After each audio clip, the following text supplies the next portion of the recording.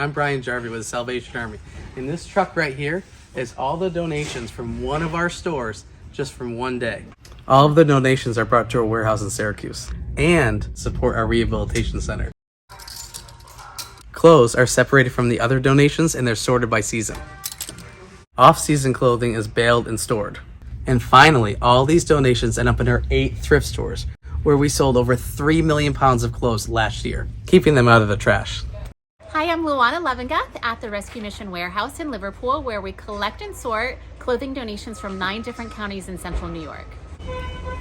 First, we separate clothing that can't be resold in our stores.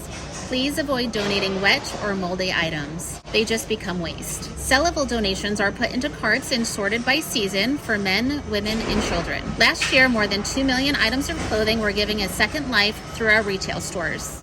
When you buy clothing and items from our stores, you're helping provide funding for our rescue mission programming here in central New York. Plus, you have an affordable option to reuse great clothing that doesn't need to be thrown away yet. Thanks for helping us reduce, reuse, and recycle.